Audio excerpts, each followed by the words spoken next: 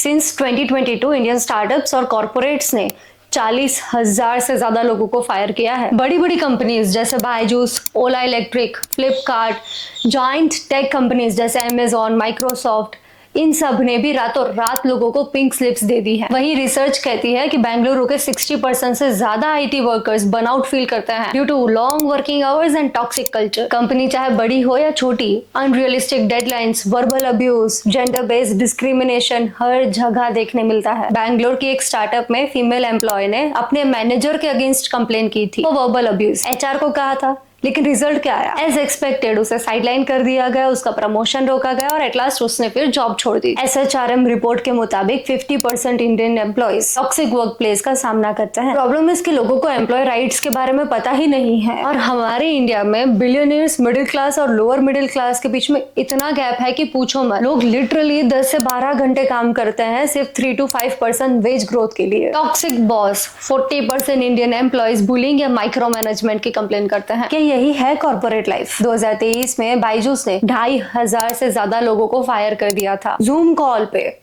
और रीजन दिया था कॉस्ट कटिंग। 2 हफ्तों का पे और कोई नोटिस नहीं। और वहीं पेटीएम ने 1,000 से ज्यादा लोगों को फायर कर दिया, और पता है रीजन क्या दिया? Restructuring post funding winter. कोई प्रॉपर कम्युनिकेशन नहीं, और एट लास्ट तो एचआर ने कॉल उठाना बंद कर दिया, घोस्टिंग। और माइक्रोसॉफ्ट ने भी 2025 में ग्लोबली 7,000 जॉब्स काट दी, अपने टोटल वर्कफोर्स का 3%, जिसमें इंडिया की गेमिंग और सेल्स टीम्स को सबसे ज्यादा इफेक्ट हुआ है। तो वहीं 2025 में अमेजॉन ने डजन्स ऑफ एम्प्लॉय को फायर किया, और रीजन स्मॉल रिडक्शन। 2021 में इंडियन स्टार्टअप्स ने $58 बिलियन का फंडिंग रेज किया था, जो 2024 में सिर्फ $10 बिलियन का रह गया है। ये बहुत बड़ा मार्केट क्रैश है। प्रॉब्लम ये है कि हमारा सिस्टम वीक है, लोगों को उनके राइट्स के बारे में पता नहीं है, और कंपनी इसी लूपहोल का फायदा उठाती है।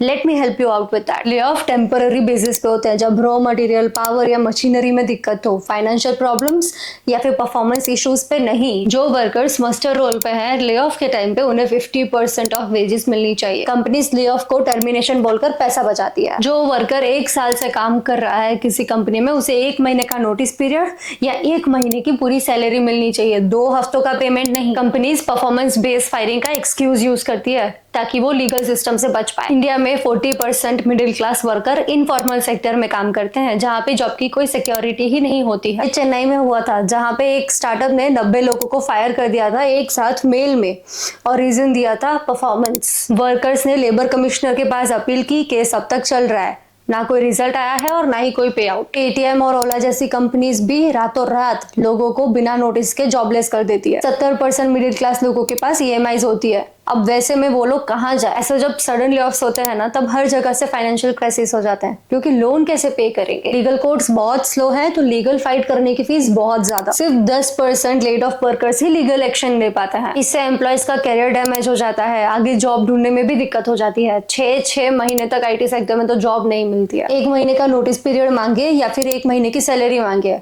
1 साल के अंदर आप कंप्लेन भी फाइल कर सकते हैं। अपने मेल्स, परफॉर्मेंस रिव्यू, एचआर के साथ चैट, सबका प्रूफ रखें।